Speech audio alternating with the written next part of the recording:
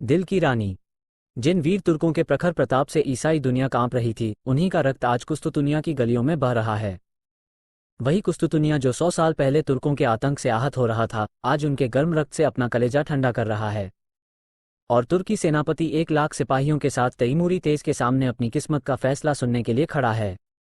तैमूर ने विजय से भरी आंखें उठाई और सेनापति यजदानी की ओर देखकर सिंह के समान गर्जा, क्या चाहते हो, जिंदगी या मौत?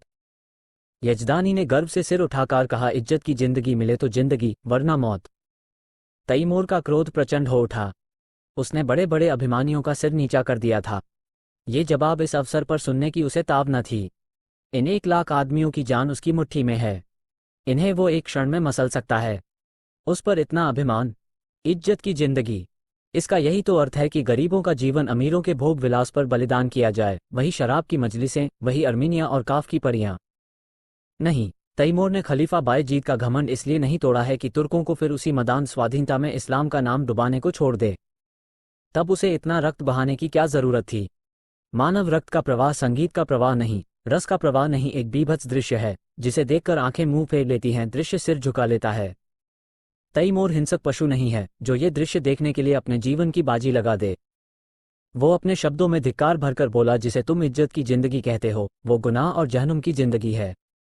यजदानी को तैमूर से दया या क्षमा की आशा न थी। उसकी या उसके योद्धाओं की जान किसी तरह नहीं बच सकती। फिर यह क्यों दबे और क्यों न जान पर खेलकर तैमूर के प्रति उसके मन में जो घृणा है उसे प्रकट कर दे। उसने एक बार कातर नेत्रों से उस रूपवान युवक की ओर देखा जो उसके पीछे खड़ा जैसे अपनी जवानी की लगाम खींच रहा था। सान पर चढ़े हुए इस्पात के समान उसके अंग अंग से अतुल क्रोध की चिनगारियां निकल रही थीं। यजदानी ने उसकी सूरत देखी और जैसे अपनी खींची हुई तलवार म्यान में कर ली और खून के घूंट पीकर बोला, जहां पनाह इस वक्त फतहमंद हैं, लेकिन अपराध क्षमा हो तो कह दूं कि अपने जीवन के विषय में तुर्कों को तातारियों से उपदेश लेने की जरूरत नहीं। दुनिया से अलग तातार के ऊसर मैदानों में न त्याग और व्रत की उपासना की जा सकती है और न मयस्सर होने वाले पदार्थों का बहिष्कार किया जा सकता है, पर जहां खुदा ने नेमतों की वर्षा की हो वहां उन नेमतों का भोग न करना नाशुक्री है। अगर तलवार ही सभ्यता की सनद होती तो गाल कौम रोमनों से कहीं ज्यादा सभ्य होती। तैमूर जोर से हंसा और उसके सिपाहियों ने तलवारों पर हाथ रख लिए। तैमूर का ठहाका मौत का ठहाका था या गिरने वाले वज्र का तड़ाका। तातार वाले पशु हैं क्यों? मैं यह नहीं कहता। तुम कहते हो खुदा ने तुम्हें ऐंठ करने के लिए पैदा किया है। मैं कहता हूं ये कुफ्र है। खुदा ने इंसान को बंदगी के लिए पैदा किया है और इसके खिलाफ जो कोई कुछ करता है वो काफिर है, जहन्नुमी है। रसूल पाक हमारी जिंदगी को पाक करने के लिए, हमें सच्चा इंसान बनाने के लिए आए थे, हमें हराम की तालीम देने नहीं। तैमूर दुनिया को इस कुफ्र से पाक कर देने का बीड़ा उठा चुका है। रसूल पाक के कदमों की कसम, मैं बेरहम नहीं हूं, जालिम नहीं हूं, खूंखवार नहीं हूं, लेकिन कुफ्र की सजा मेरे ईमान में मौत के सिवा कुछ नहीं है। उसने तातारी सिपहसालार की तरफ कातिल नजरों से देखा और तत्क्षण एक देव सा आदमी तलवार सौंधकर यजदानी के सिर पर आ पहुंचा। तातारी सेना भी तलवारें खींच खींच कर तुर्की सेना पर टूट पड़ी और दम के दम में कितनी ही लाशें जमीन पर फड़कने लगीं। सहसा वही रूपवान युवक जो यजदानी के पीछे खड़ा था आगे बढ़कर तैमूर के सामने आया और जैसे मौत को अपनी दोनों बंधी हुई मुट्ठियों में मसलता हुआ बोला, ऐ अपने को मुसलमान कहने वाले बादशाह, क्या यही वो इस्लाम है जिसकी तबलीग का तूने बीड़ा उठाया है? इस्लाम की यही तालीम है कि तू उन बहादुरों का इस बेदर्दी से खून बहाए जिन्होंने इसके सिवा कोई गुनाह नहीं किया कि अपने खलीफा और मुल्क की हिमायत की। चारों तरफ सन्नाटा छा गया। एक युवक जिसकी अभी मसें भी न भीगी थीं, तैमूर जैसे तेजस्वी बादशाह का इतने खुले हुए शब्दों में तिरस्कार करे और उसकी जबान तालू से न खींचवा ली जाए। सभी स्तंभित हो रहे थे और तैमूर सम्मोहित सा बैठा उस युवक की ओर ताक रहा था। युवक ने तातारी सिपाहियों की तरफ, जिनके चेहरों पर कुतूहलमय प्रोत्साहन झलक रहा था, देखा और बोला, तू इन मुसलमानों को काफिर कहता है और समझता है कि तू इन्हें कत्ल करके खुदा और इस्लाम की खिदमत कर रहा है? मैं तुमसे पूछता हूं, अगर वो लोग जो खुदा के सिवा और किसी के सामने सिजदा नहीं करते, जो रसूल पाक को अपना रहबर समझते हैं, मुसलमान नहीं हैं तो कौन मुसलमान है? मैं कहता हूं हम काफिर सही, लेकिन तेरे तो हैं। क्या इस्लाम जंजीरों में बंधे हुए कैदियों के कत्ल की इजाजत देता है? खुदा ने अगर तुझे ताकत दी है, अख्तियार दिया है, तो क्या इसीलिए कि तू खुदा के बंदों का खून बहाए? क्या गुनाहगारों को कत्ल करके तू उन्हें सीधे रास्ते पर ले जाएगा? तूने कितनी बेहरमी से 70,000 बहादुर तुर्कों को धोखा देकर सुरंग से उड़वा दिया और उनके मासूम बच्चों और निरपराध स्त्रियों को अनाथ कर दिया। तुझे कुछ अनुमान है? क्या यही कारनामे हैं जिन पर तू अपने मुसलमान होने का गर्व करता है? क्या इसी कत्ल, खून और बहते दरिया से तू दुनिया में अपना नाम रोशन करेगा? तूने तुर्कों के खून बहते दरिया में अपने घोड़ों के सुम नहीं भिगाए हैं, बल्कि इस्लाम को जड़ से खोदकर फेंक दिया है। यह वीर तुर्कों का ही आत्मोत्सर्ग है, जिसने यूरोप में इस्लाम की तौहीद फैलाई। आज सोफिया के गिरजे में तुझे अल्लाह अकबर की सदा सुनाई दे रही है। सारा यूरोप इस्लाम का स्वागत करने को तैयार है। क्या ये कारनामे इसी लायक हैं कि उनका यह इनाम मिले? इस ख्याल को दिल से निकाल दे कि तू खुरेजी से इस्लाम की खिदमत कर रहा है। एक दिन तुझे भी परवरदिगार के सामने अपने कर्मों का जवाब देना पड़ेगा और तेरा कोई उज्र न सुना जाएगा, क्योंकि अगर तुझमें अब भी नेक और बद की तमीज़ बाकी है तो अपने दिल से पूछ, तूने ये जिहाद खुदा की राह में किया या अपनी हविस के लिए? और मैं जानता हूँ तुझे जो जवाब मिलेगा वो तेरी गर्दन शर्म से झुका देगा। खलीफा अभी सिर झुकाए ही था कि यजदानी ने कांपते हुए शब्दों में अर्ज की, जहां पनाह, ये गुलाम का लड़का है, इसके दिमाग में कुछ फितूर है। हुजूर इसकी गुस्ताखियों को मुआफ करें, मैं उसकी सज़ा झेलने को तैयार हूँ। तैमूर उस युवक के चेहरे की तरफ स्थिर नेत्रों से देख रहा था। आज जीवन में पहली बार उसे निर्भीक शब्दों को सुनने का अवसर मिला। उसके सामने बड़े बड़े सेनापतियों, मंत्रियों और बादशाहों की जबान न खुलती थी। वो जो कुछ कहता था वही कानून था, किसी को उसमें चूं करने की ताकत न थी। उनकी खुशामदों ने उसकी अहमन्यता को आसमान पर चढ़ा दिया था। उसे विश्वास हो गया था कि खुदा ने इस्लाम को जगाने और सुधारने के लिए ही उसे दुनिया में भेजा है। उसने पैगंबरी का दावा तो नहीं किया, पर उसके मन में यह भावना दृढ़ हो गई थी। इसलिए जब आज एक युवक ने प्राणों का मोह छोड़कर उसकी कीर्ति का पर्दा खोल दिया तो उसकी चेतना जैसे जाग उठी। उसके मन में क्रोध और हिंसा की जगह श्रद्धा का उदय हुआ। उसकी आंखों का एक इशारा इस युवक की जिंदगी का चिराग गुल कर सकता था। उसकी संसार विजयनी शक्ति के सामने ये दुधमुहा बालक मानो अपने नन्हे नन्हे हाथों से समुद्र के प्रवाह को रोकने के लिए खड़ा हो। कितना हास्यास्पद साहस था, पर उसके साथ ही कितना आत्मविश्वास से भरा हुआ। तैमूर को ऐसा जान पड़ा कि इस निहत्थे बालक के सामने वो कितना निर्बल है। मनुष्य में ऐसे साहस का एक ही स्रोत हो सकता है और वो सत्य पर अटल विश्वास है। उसकी आत्मा दौड़कर उस युवक के दामन में चिपक जाने के लिए अधीर हो गई। वो दार्शनिक न था जो सत्य में शंका करता है, वो सरल सैनिक था जो असत्य को भी विश्वास के साथ सत्य बना देता है। यजदानी ने उसी स्वर में कहा, जहां पनाह, इसकी बदजबानी का ख्याल न फरमावें।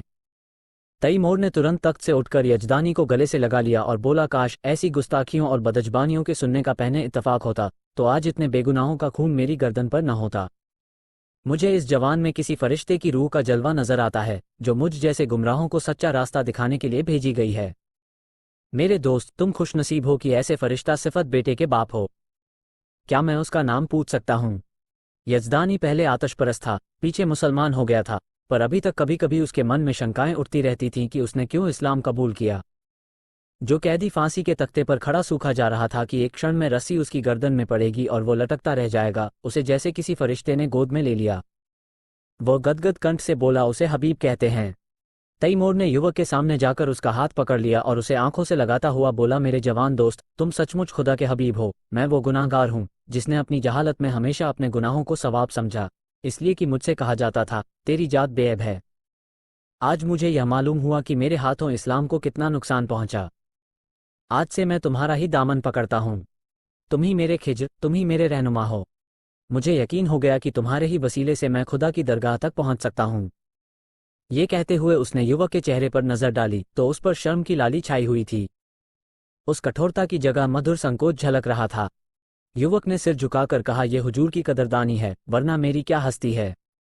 तैमूर ने उसे खींचकर अपनी बगल के तख्त पर बिठा दिया और अपने सेनापति को हुक्म दिया, सारे तुर्क कैदी छोड़ दिए जाएं, उनके हथियार वापस कर दिए जाए और जो माल लूटा गया है वह सिपाहियों में बराबर बांट दिया जाए। वजीर तो इधर इस हुक्म की तामील करने लगा, उधर तैमूर हबीब का हाथ पकड़े हुए अपने खेमे में गया और दोनों मेहमानों की दावत का प्रबंध करने लगा। और जब भोजन समाप्त हो गया तो उसने अपने जीवन की सारी कथा रो रो कर कह सुनाई, जो आदि से अंत तक मिश्रित पशुता और बर्बरता के कृत्यों से भरी हुई थी। और उसने ये सब कुछ इस भ्रम में किया कि वो ईश्वरीय आदेश का पालन कर रहा है। वो खुदा को कौन मुंह दिखाएगा। रोते रोते उसकी हिचकियां बंद गईं। अंत में उसने हबीब से कहा, मेरे जवान दोस्त, अब मेरा बेड़ा आप ही पार लगा सकते हैं। आपने मुझे राह दिखाई है तो मंजिल पर पहुंचाइए। मेरी बादशाहत को अब आप ही संभाल सकते हैं। मुझे अब मालूम हो गया कि मैं उसे तबाही के रास्ते पर ले जाता था। मेरी आपसे यही इल्तिजा प्रार्थना है कि आप उसकी वजारत कबूल करें। देखिए, खुदा के लिए इनकार न कीजिएगा, वरना मैं कहीं का नहीं रहूंगा। यजदानी ने अर्ज की, हुजूर इतनी कदरदानी फरमाते हैं तो आपकी इनायत है, लेकिन अभी इस लड़के की उम्र ही क्या है।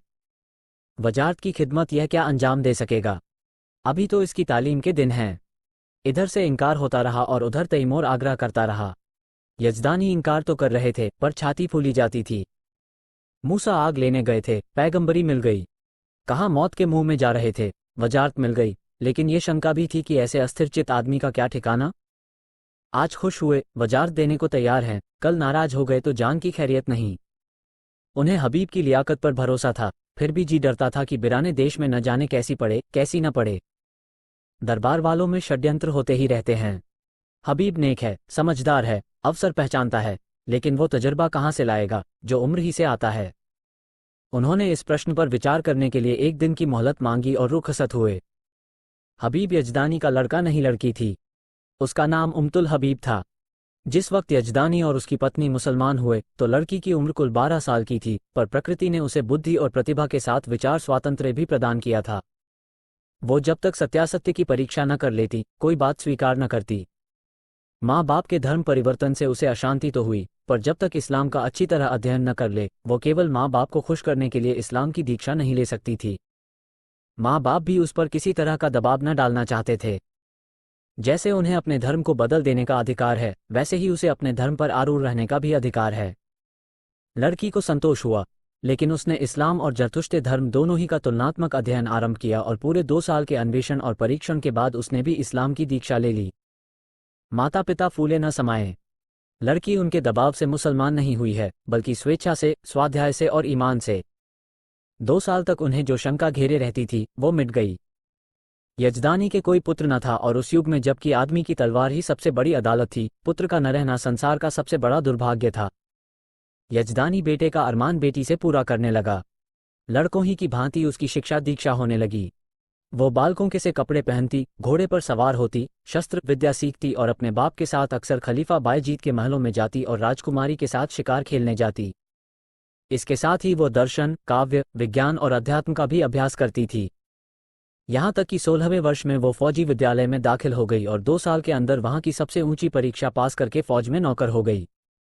शस्त्र विद्या और सेना संचालन कला में इतनी निपुण थी और खलीफा बायजीद उसके चरित्र से इतना प्रसन्न था कि पहले ही पहल उसे 1000 मनसब मिल गया। ऐसी युवती के चाहने वालों की क्या कमी। उसके साथ के कितने ही अफसर, राज परिवार के कितने ही युवक उस पर प्राण देते थे, पर कोई उसकी नज़रों में न जचता था। नित्य ही निकाह के पैगाम आते थे, पर वो हमेशा इनकार कर देती थी। वैवाहिक जीवन ही से उसे अरुचि थी कि युवतियां कितने अरमानों से ब्याह कर लाई जाती हैं और फिर कितने निरादर से महलों में बंद कर दी जाती है। उनका भाग्य पुरुषों की दया के अधीन है।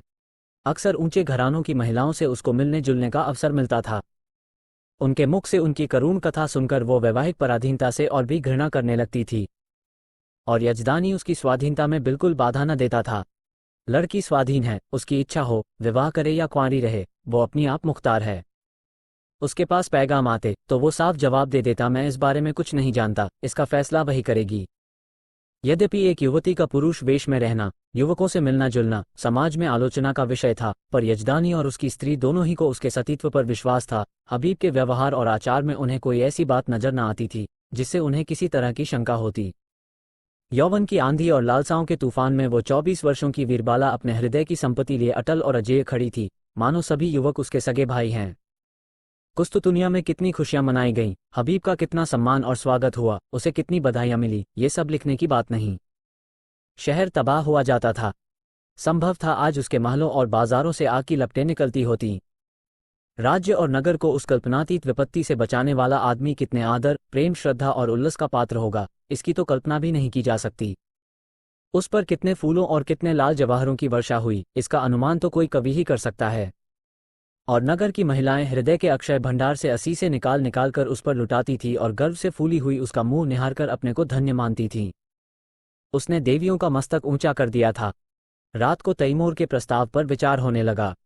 सामने गद्देदार कुर्सी पर यजदानी था, सौम्य, विशाल और तेजस्वी। उसकी दाहिनी तरफ उसकी पत्नी थी, ईरानी लिबास में, आंखों में दया और विश्वास की ज्योति भरे हुए। बाईं तरफ उम्मुतुल हबीब थी, जो इस समय रमणी वेश में मोहिनी बनी हुई थी, ब्रह्मचर्य के तेज से दीप्त। यजदानी ने प्रस्ताव का विरोध करते हुए कहा, मैं अपनी तरफ से कुछ नहीं कहना चाहता, लेकिन यदि मुझे सलाह देने का अधिकार है तो मैं स्पष्ट कहता हूं कि तुम्हें इस प्रस्ताव को कभी स्वीकार न करना चाहिए। तैमूर से यह बात बहुत दिन तक छिपी नहीं रह सकती कि तुम क्या हो। उस वक्त क्या परिस्थिति होगी मैं नहीं कह सकता। और यहाँ इस विषय में जो कुछ टीकाएं होंगी वो तुम मुझसे ज्यादा जानती हो। यहाँ मैं मौजूद था और कोत्सा को मुंह न खोलने देता था, पर वहां तुम अकेली रहोगी और कोत्सा को मनमाने आरोप करने का अवसर मिलता रहेगा। उसकी पत्नी स्वेच्छा को इतना महत्व न देना चाहती थी। बोली, मैंने सुना है तैमूर निगाहों का अच्छा आदमी नहीं है। मैं किसी तरह तुझे न जाने दूंगी। कोई बात हो जाए तो सारी दुनिया हंसे। यूं ही हंसने वाले क्या कम है। इसी तरह स्त्री पुरुष बड़ी देर तक ऊंच नीच सुझाते और तरह तरह की शंकाएं करते रहे, लेकिन हबीब मौन साधे बैठी हुई थी। यजदानी ने समझा हबीब भी उनसे सहमत है। इनकार की सूचना देने के लिए ही था कि हबीब ने पूछा, आप तैमूर से क्या कहेंगे? यही जो यहां तय हुआ। मैंने तो अभी कुछ नहीं कहा। मैंने तो समझा तुम भी हमसे सहमत हो। जी नहीं, आप उनसे जाकर कह दें मैं स्वीकार करती हूं। माता ने छाती पर हाथ रखकर कहा, यह क्या गजब करती है बेटी। सोच तो दुनिया क्या कहेगी। यजदानी भी सिर थामकर बैठ गए, मानो हृदय में गोली लग गई हो। मुंह से एक शब्द भी न निकला। हबीब त्योरियों पर बल डालकर बोली, अम्मी जान, मैं आपके हुक्म से जौ भर भी मुंह नहीं फेरना चाहती। आपको पूरा अख्तियार है, मुझे जाने दें या न दें, लेकिन मुल्क की खिदमत का ऐसा मौका शायद मुझे जिंदगी में फिर न मिले। इस मौके को हाथ से खो देने का अफसोस मुझे उम्र भर रहेगा। मुझे यकीन है कि अमीर तैमूर को मैं अपनी दियानत, बेगर्जी और सच्ची वफादारी से इंसान बना सकती हूं, और शायद उसके हाथों खुदा के बंदों का खून इतनी कसरत से न बहे। वो दिलेर है मगर बेरहम नहीं। कोई दिलेर आदमी बेरहम नहीं हो सकता। उसने अब तक जो कुछ किया है मजहब के अंधे जोश में किया है। आज खुदा ने मुझे वो मौका दिया है कि मैं उसे दिखा दूं कि मजहब खिदमत का नाम है, लूट और कत्ल का नहीं। अपने बारे में मुझे मुतलक अंदेशा नहीं है। मैं अपनी हिफाजत आप कर सकती हूं। मुझे दावा है कि अपने फर्ज को नेकनियती से अदा करके मैं दुश्मनों की जुबान भी बंद कर सकती हूं, और मान लीजिए मुझे नाकामी भी हो तो क्या सच्चाई और हक के लिए कुर्बान हो जाना जिंदगी की सबसे शानदार फतह नहीं है? अब तक मैंने जिस उसूल पर जिंदगी बसर की है उसने मुझे धोखा नहीं दिया, और उसी के फैज़ से आज मुझे ये दर्जा हासिल हुआ है जो बड़े बड़ों के लिए जिंदगी का ख्वाब है। मेरे आजमाए हुए दोस्त मुझे कभी धोखा नहीं दे सकते। तैमूर पर मेरी हकीकत खुल भी जाए तो क्या खौफ। मेरी तलवार मेरी हिफाजत कर सकती है। शादी पर मेरे ख्याल आपको मालूम हैं। अगर मुझे कोई ऐसा आदमी मिलेगा जिसे मेरी रूह कबूल करती हो, जिसकी जात अपनी हस्ती को खोकर मैं अपनी रूह को ऊंचा उठा सकूं, तो मैं उसके कदमों पर गिरकर अपने को उसकी नज़र कर दूंगी। यजदानी ने खुश होकर बेटी को गले लगा लिया। उसकी स्त्री इतनी जल्द आश्वस्त न हो सकी। वो किसी तरह बेटी को अकेली न छोड़ेगी। उसके साथ वो भी जाएगी। कई महीने गुजर गए। युवक हबीब तैमूर का वजीर है, लेकिन वास्तव में वही बादशाह है। तैमूर उसी की आंखों से देखता है, उसी के कानों से सुनता है और उसी की अक्ल से सोचता है। वो चाहता है हबीब आठों पहर उसके पास रहे। उसके सामीप्य में उसे स्वर्ग का सा सुख मिलता है। समरकंद में एक प्राणी भी ऐसा नहीं जो उससे जलता हो। उसके बर्ताव ने सभी को मुग्ध कर लिया है, क्योंकि वो इंसाफ से जौ भर भी कदम नहीं हटाता। जो लोग उसके हाथों चलती हुई न्याय की चक्की में पिस जाते हैं वे भी उससे सद्भाव ही रखते हैं, क्योंकि वो न्याय को जरूरत से ज्यादा कटु नहीं होने देता। संध्या हो गई थी। राज्य कर्मचारी जा चुके थे। क्षमादान में मोम की बत्तियां जल रही थीं। अगर की सुगंध से सारा दीवानखाना महक रहा था। हबीब उठने ही को था कि चौबदार ने खबर दी, हुजूर जहां पनाह तशरीफ ला रहे हैं। हबीब इस खबर से कुछ प्रसन्न नहीं हुआ। अन्य मंत्रियों की भांति वो तैमूर की सोहबत का भूखा नहीं है। वो हमेशा तैमूर से दूर रहने की चेष्टा करता है। ऐसा शायद ही कभी हुआ हो कि उसने शाही दस्तरखान पर भोजन किया हो।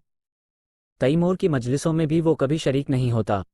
उसे जब शांति मिलती है तब एकांत में अपनी माता के पास बैठकर दिन भर का माजरा उससे कहता है और वो उस पर अपनी पसंद की मोहर लगा देती है। उसने द्वार पर जाकर तैमूर का स्वागत किया। तैमूर ने मसनद पर बैठते हुए कहा, मुझे ताज्जुब होता है कि तुम इस जवानी में जाहिदों की सी जिंदगी कैसे बसर करते हो हबीब। खुदा ने तुम्हें वो हुस्न दिया है कि हसीन से हसीन नाजनीन भी तुम्हारी माशूक बनकर अपने को खुशनसीब समझेगी। मालूम नहीं तुम्हें खबर है या नहीं, जब तुम अपने मुश्की घोड़े पर सवार होकर निकलते हो तो समरकंद की खिड़कियों पर हजारों आंखें तुम्हारी एक झलक देखने के लिए मुंतजिर बैठी रहती हैं, पर तुम्हें किसी तरफ आंखें उठाते नहीं देखा। मेरा खुदा गवाह है, मैं कितना चाहता हूं कि तुम्हारे कदमों के नक्शे पर चलूं, पर दुनिया मेरी गर्दन नहीं छोड़ती। मैं चाहता हूं जैसे तुम दुनिया में रहकर भी दुनिया से अलग रहते हो, वैसे मैं भी रहूं, लेकिन मेरे पास न वो दिल है न वो दिमाग। मैं हमेशा अपने आप पर, सारी दुनिया पर दांत पीसता रहता हूं। जैसे मुझे हरदम खून की प्यास लगी रहती है जिसे तुम बुझने नहीं देते, और यह जानते हुए भी कि तुम जो कुछ करते हो उससे बेहतर कोई दूसरा नहीं कर सकता, मैं अपने गुस्से को काबू में नहीं कर सकता। तुम जिधर से निकलते हो मोहब्बत और रोशनी फैला देते हो। जिसको तुम्हारा दुश्मन होना चाहिए वो तुम्हारा दोस्त है। मैं जिधर से निकलता हूँ नफरत और शुबहा फैलाता हुआ निकलता हूँ। जिसे मेरा दोस्त होना चाहिए वो भी मेरा दुश्मन है। दुनिया में बस एक ही जगह है जहां मुझे आफियत मिलती है। अगर तुम मुझे समझते हो, ये ताज और तख्त मेरे रास्ते के रोड़े हैं, तो खुदा की कसम मैं आज इन पर लात मार दूं। मैं आज तुम्हारे पास यही दरख्वास्त लेकर आया हूं कि तुम मुझे वो रास्ता दिखाओ जिससे मैं सच्ची खुशी पा सकूं। मैं चाहता हूं तुम इसी महल में रहो ताकि मैं तुमसे सच्ची जिंदगी का सबक सीखूं। हबीब का हृदय धक से हो उठा। कहीं अमीर पर नारीत्व का रहस्य खुल तो नहीं गया। उसकी समझ में ना आया कि उसे क्या जवाब दे। उसका कोमल हृदय तैमूर की इस करुण आत्मग्लानि पर द्रवित हो गया। जिसके नाम से दुनिया कांपती है, वो उसके सामने एक दयनीय प्राणी बना हुआ उससे प्रकाश की भिक्षा मांग रहा है। तैमूर की उस कठोर विकृत शुष्क हिंसात्मक मुद्रा में उसे एक स्निग्ध मधुर ज्योति दिखाई दी, मानो उसका जागृत विवेक भीतर से झांक रहा हो। उसे अपना स्थिर जीवन, जिसमें ऊपर उठने की स्मृति ही न रही थी, इस विफल उद्योग के सामने तुच्छ जान पड़ा। उसने मुगध कंठ से कहा, हजूर इस गुलाम की इतनी कद्र करते हैं, यह मेरी खुशनसीबी है, लेकिन मेरा शाही महल में रहना मुनासिब नहीं। तैमूर ने पूछा, क्यों? इसलिए कि जहां दौलत ज्यादा होती है वहां डाके पड़ते हैं, और जहां कद्र ज्यादा होती है वहां दुश्मन भी ज्यादा होते हैं। तुम्हारा भी कोई दुश्मन हो सकता है। मैं खुद अपना दुश्मन हो जाऊंगा। आदमी का सबसे बड़ा दुश्मन अगरूर है। तैमूर को जैसे कोई रत्न मिल गया। उसे अपनी मनहतुष्टि का आभास हुआ। आदमी का सबसे बड़ा दुश्मन अगरूर है। इस वाक्य को मन ही मन दोहरा कर उसने कहा, तुम मेरे काबू में कभी ना आओगे हबीब। तुम वो परिंदा हो जो आसमान में ही उड़ सकता है। उसे सोने के पिंजड़े में भी रखना चाहो तो फड़फड़ाता रहेगा। खैर, खुदा हाफिज। वो तुरंत अपने महल की ओर चला, मानो उस रत्न को सुरक्षित स्थान में रख देना चाहता हो। यह वाक्य पहली बार उसने न सुना था, पर आज इससे जो ज्ञान, जो आदेश, जो सत्प्रेरणा उसे मिली, वो कभी न मिली थी। इस्तखर के इलाके से बगावत की खबर आई है। हबीब को शंका है कि तैमूर वहां पहुंचकर कहीं कत्लेआम न कर दे। वो शांतिमय उपायों से इस विद्रोह को ठंडा करके तैमूर को दिखाना चाहता है कि सद्भावना में कितनी शक्ति है। तैमूर उसे इस मुहिम पर नहीं भेजना चाहता, लेकिन हबीब के आग्रह के सामने बेबस है। हबीब को जब और कोई युक्ति न सूझी तो उसने कहा, गुलाम के रहते हुए हुजूर अपनी जान खतरे में डालें, यह नहीं हो सकता। तैमूर मुस्कुराया, मेरी जान की तुम्हारी जान के मुकाबले में कोई हकीकत नहीं है हबीब। फिर मैंने तो कभी जान की परवाह न की। मैंने दुनिया में कत्ल और लूट के सिवा और क्या यादगार छोड़ी। मेरे मर जाने पर दुनिया मेरे नाम को रोएगी नहीं, यकीन मानो। मेरे जैसे लुटेरे हमेशा पैदा होते रहेंगे, लेकिन खुदा न करे तुम्हारे दुश्मनों को कुछ हो गया तो ये सल्तनत खाक में मिल जाएगी, और तब मुझे भी सीने में खंजर चुभा लेने के सिवा और कोई रास्ता न रहेगा। मैं नहीं कह सकता हबीब तुमसे मैंने कितना पाया। काश 10-5 साल पहले तुम मुझे मिल जाते तो तैमूर तारीख में इतना रूसिया न होता। आज अगर जरूरत पड़े तो मैं अपने जैसे 100 तैमूरों को तुम्हारे ऊपर निसार कर दूं। यही समझ लो कि मेरी रूह को अपने साथ लिए जा रहे हो। आज मैं तुमसे कहता हूं हबीब कि मुझे तुमसे इश्क है, इसे मैं अब जान पाया हूं। मगर इसमें क्या बुराई है कि मैं भी तुम्हारे साथ चलूं? हबीब ने धड़कते हुए हृदय से कहा, अगर मैं आपकी जरूरत समझूंगा तो इत्तला दूंगा। तैमूर ने दाढ़ी पर हाथ रखकर कहा, जैसी तुम्हारी मर्जी, लेकिन रोजाना कासिद भेजते रहना, वरना शायद मैं बेचैन होकर चला आऊं। तैमूर ने कितनी मोहब्बत से हबीब के सफर की तैयारियां की। तरह तरह के आराम और तकल्लुफ की चीजें उसके लिए जमा की। उस कोहिस्तान में ये चीजें कहाँ मिलेंगी? वो ऐसा संलग्न था मानो माता अपनी लड़की को ससुराल भेज रही हो। जिस वक्त हबीब फौज के साथ चला तो सारा समरकंद उसके साथ था, और तैमूर आंखों पर रुमाल रखे अपने तख्त पर ऐसा सिर झुकाए बैठा था मानो कोई पक्षी आहत हो गया हो। इस्तखर अर्मनी ईसाइयों का इलाका था। मुसलमानों ने उन्हें परास्त करके वहां अपना अधिकार जमा लिया था और ऐसे नियम बना दिए थे जिससे ईसाइयों को पग पग अपनी पराधीनता का स्मरण होता रहता था। पहला नियम जजिये का था, जो हर एक ईसाई को देना पड़ता था, जिससे मुसलमान मुक्त थे। दूसरा नियम यह था कि गिरजों में घंटा न बजे। तीसरा नियम मदिरा का था, जिसे मुसलमान हराम समझते थे। ईसाइयों ने इन नियमों का क्रियात्मक विरोध किया, और जब मुसलमान अधिकारियों ने शस्त्र बल से काम लेना चाहा तो ईसाइयों ने बगावत कर दी, मुसलमान सूबेदार को कैद कर लिया और किले पर सलीबी झंडा उड़ने लगा। हबीब को यहाँ आज दूसरा दिन है, पर इस समस्या को कैसे हल करे? उसका उदार हृदय कहता था, ईसाइयों पर इन बंधनों का कोई अर्थ नहीं। हर एक धर्म का समान रूप से आदर होना चाहिए, लेकिन मुसलमान इन कैदों को हटा देने पर कभी राजी न होंगे। और ये लोग मान भी जाएं तो तैमूर क्यों मानने लगा? उसके धार्मिक विचारों में कुछ उदारता आई है, फिर भी वो इन कैदों को उठाना कभी मंजूर न करेगा। लेकिन क्या वो ईसाइयों को सजा दे कि वे अपनी धार्मिक स्वाधीनता के लिए लड़ रहे हैं? जिसे वो सत्य समझता है उसकी हत्या कैसे करे? नहीं, उसे सत्य का पालन करना होगा, चाहे इसका नतीजा कुछ भी हो। अमीर समझेंगे मैं ज़रूरत से ज़्यादा बढ़ा जा रहा हूँ। कोई मुजायका नहीं। दूसरे दिन हबीब ने प्रातःकाल डंके की चोट ऐलान कराया, जजिया माफ़ किया गया, शराब और घंटों पर कोई कैद नहीं है। मुसलमानों में तहलका पड़ गया। ये कुफ्र है, हराम परस्ती है। अमीर तैमूर ने जिस इस्लाम को अपने खून से सींचा, उसकी जड़ उन्हीं के वजीर हबीब पाशा के हाथों खुद रही है। पांसा पलट गया। शाही फौज मुसलमानों से जा मिली। हबीब ने इस्तीखा के किले में पनाह ली। मुसलमानों की ताकत शाही फौज के मिल जाने से बहुत बढ़ गई थी। उन्होंने किला घेर लिया और यह समझकर कि हबीब ने तैमूर से बगावत की है, तैमूर के पास इसकी सूचना देने और परिस्थिति समझाने के लिए कासिद भेजा। आधी रात गुजर चुकी थी। तैमूर को 2 दिनों से इस्तखर की कोई खबर न मिली थी। तरह तरह की शंकाएं हो रही थीं। मन में पछतावा हो रहा था कि उसने क्यों हबीब को अकेला जाने दिया। माना कि वो बड़ा नीतिकुशल है, पर बगावत कहीं जोर पकड़ गई तो मुट्ठी भर आदमियों से वो क्या कर सकेगा। और बगावत यकीनन जोर पकड़ेगी। वहां के ईसाई बला के सरकश है। जब उन्हें मालूम होगा कि तैमूर की तलवार में जंग लग गया और उसे अब महलों की जिंदगी पसंद है, तो उनकी हिम्मत दूनी हो जाएगी। हबीब कहीं दुश्मनों से घिर गया तो बड़ा गजब हो जाएगा।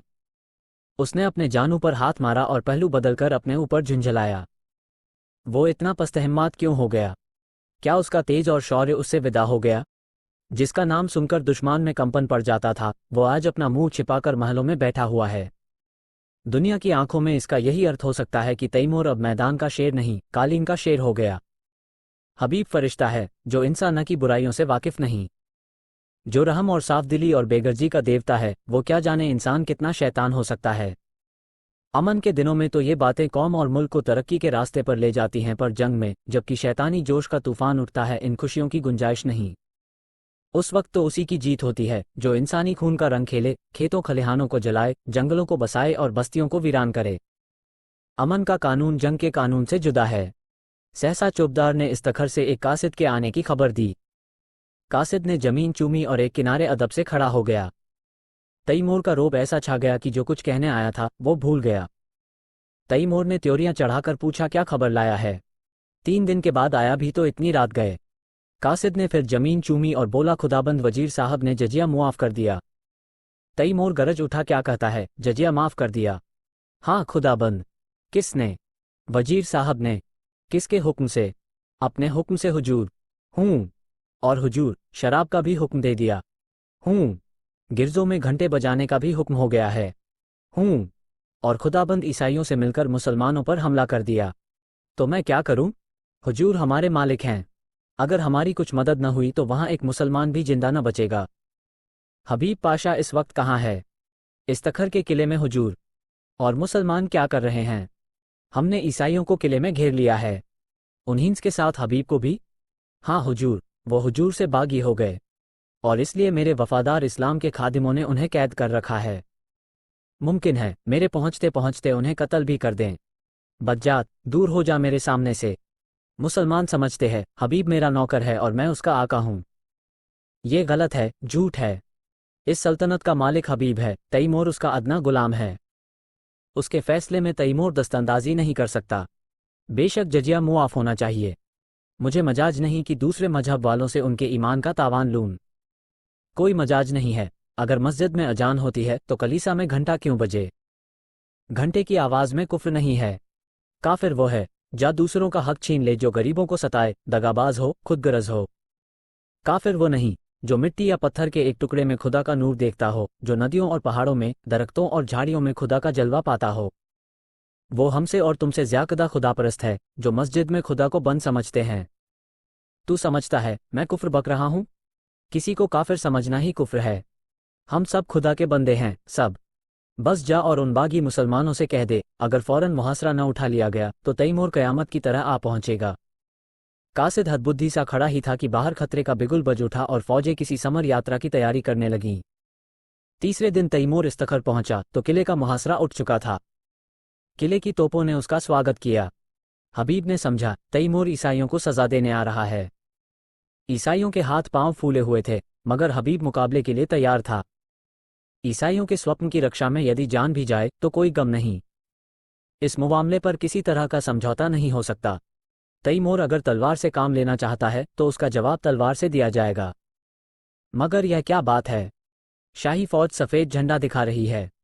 तैमूर लड़ने नहीं सुलह करने आया है। उसका स्वागत दूसरी तरह का होगा। ईसाई सरदारों को साथ लिए हबीब किले के बाहर निकला। तैमूर अकेला घोड़े पर सवार चला आ रहा था। हबीब घोड़े से उतरकर आदाब बजा लाया। तैमूर घोड़े से उतर पड़ा और हबीब का माथा चूम लिया और बोला, मैं सब सुन चुका हूँ हबीब। तुमने बहुत अच्छा किया और वही किया जो तुम्हारे सिवा दूसरा नहीं कर सकता था। मुझे जजिया लेने का या ईसाइयों से मजहबी हक छीनने का कोई मजाज न था। मैं आज दरबार करके इन बातों की तस्दीक कर दूंगा और तब मैं एक ऐसी तजवीज़ बताऊंगा जो कई दिन से मेरे जेहन में आ रही है और मुझे उम्मीद है कि तुम उसे मंजूर कर लोगे। मंजूर करना पड़ेगा। हबीब के चेहरे का रंग उड़ रहा था। कहीं हकीकत खुल तो नहीं गई। वो क्या तजवीज़ है? उसके मन में खलबली पड़ गई। तैमूर ने मुस्कुराकर पूछा, तुम मुझसे लड़ने को तैयार थे? हबीब ने शर्माते हुए कहा, हक के सामने अमीर तैमूर की भी कोई हकीकत नहीं। बेशक बेशक, तुम में फरिश्तों का दिल है तो शेरों की हिम्मत भी है, लेकिन अफसोस यही है कि तुमने ये गुमान ही क्यों किया कि तैमूर तुम्हारे फैसले को मनसूख कर सकता है। ये तुम्हारी जात है जिसने मुझे बतलाया है कि सल्तनत किसी आदमी की जायदाद नहीं बल्कि एक ऐसा दरख्त है जिसकी हर एक शाख और पत्ती एक सी खुराक पाती है। दोनों किले में दाखिल हुए। सूरज डूब चुका था। आन की आन में दरबार लग गया और उसमें तैमूर ने ईसाइयों के धार्मिक अधिकारों को स्वीकार किया। चारों तरफ से आवाज आई, खुदा हमारे शहंशाह की उम्र दराज करे। तैमूर ने उसी सिलसिले में कहा, दोस्तों, मैं इस दुआ का हकदार नहीं हूं। जो चीज़ मैंने आपसे जबरन ली थी उसे आपको वापस देकर मैं दुआ का काम नहीं कर रहा हूं। इससे कहीं ज्यादा मुनासिब यह है कि आप मुझे लानत दें कि मैंने इतने दिनों तक आपके हकों से आपको महरूम रखा।